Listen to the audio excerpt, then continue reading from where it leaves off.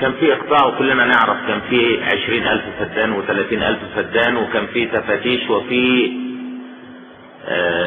اقطاعيات يعني كبيرة جدا كلنا نعرف، في نجا حمادي لصعيد لبحري. هل كان في تكافؤ الفرص؟ هل الفلاح اللي هو كان بيمثل الغالبية الكبرى 14 مليون من 20 مليون كان ليه صوت في البلد؟ هل رغيف الخبز كان مؤمن وكان متوفر؟ لا. ولهذا كان في سيطرة طبقية، في طبقة توارثتنا وعن طريق ملكيتها الأرض، عن طريق ملكيتها المال، عن طريق نفوذها، عن طريق الفرص الكثيرة اللي أخذتها وأصبحت هي السيادة. وبعد كده كان في الديمقراطية اللي قالوا عليها، اللي هي أنا بعتبرها ديكتاتورية الرجعية، ولا يمكن بأي حال إن احنا نسميها ديمقراطية، لأن هذه الديمقراطية كانت لمصالح أو لمصلحة الإقطاع ولمصلحة الرأسمالية المستغلة، لأن هي دي الطبقة اللي كانت بتحكم والطبقة التي كانت تمثل أصحاب المصالح الحقيقية. الميثاق بيقول أو الميثاق بيتكلم عن هذه الأمور، وبيقول عايزين نزيد الفوارق بين الطبقات، وعم بيقول كده بوضوح إن تحالف الإقطاع والرأسمالية أو الرجعية كل ده يجب أن يسقط، بل يجب ان احنا نجردها من جميع الاسلحة، لان الرجعية لن تقبل باي حال من الاحوال ان يسترد الشعب حقوقه، وانه يسلبها سلطتها، وانه يسلبها جهاز الدولة اللي هي كانت بتعتمد عليه في تحقيق كل اطماعها وفي تحقيق كل انواع الاستغلال اللي كانت بتمارسها. ايه اللي حصل يوم 23 يوليو سنة 52؟ ده حصل يوم 23 يوليو سنة 52 ان احنا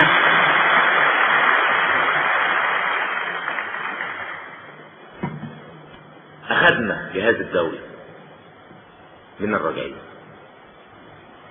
وقلنا ان جهاز الدولة النهاردة في خدمة الشعب وفي خدمة اهداف الشعب وفي خدمة الاهداف الستة اللي علمناها سنة 52. الرجعية كان عندها الجيش، وكان عندها البوليس، وكان عندها كل اجهزة الدولة والناس اللي بيدوا فتاوي الى اخر هذه العمليات اللي احنا عارفينها، وكانت متحكمة في هذا متحكمة تحكم كامل. هي الرجعية اللي حكمت طوال السنين اللي فاتت. يوم 23 يوليو يوم القوات المسلحة ما اعلنت انها لن تكون في خدمة الرجعية ولكنها في خدمة الشعب، في هذا اليوم سقطت الرجعية اول سقطة لها.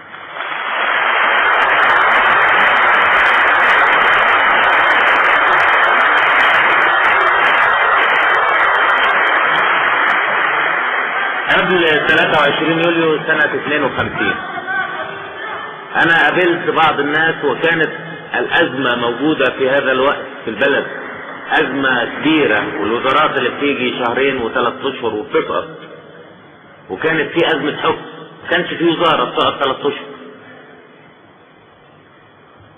انا كنت متأكد ان الجيش لن يقبل الاستهانة بالشعب، وبعدين ايضا ان الجيش لن يقبل حكم الطبقة. ليه؟ ما هو مين اللي في الجيش؟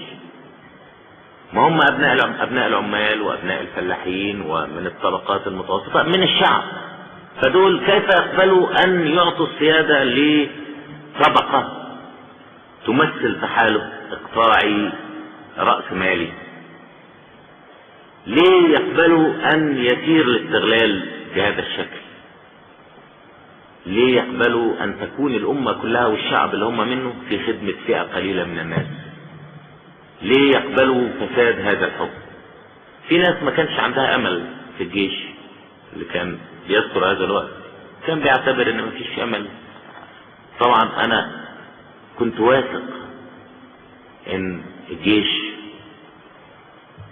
هو السبيل الوحيد للقضاء على سيطرة الطبقة.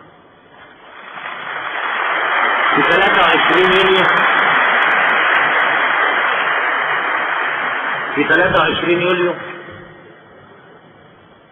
لما اعلن الجيش انه في جانب النضال الشعبي وفي جانب امان الشعب، بيبقى حققنا اول خطوة في اذابة الفوارق بين الطبقات.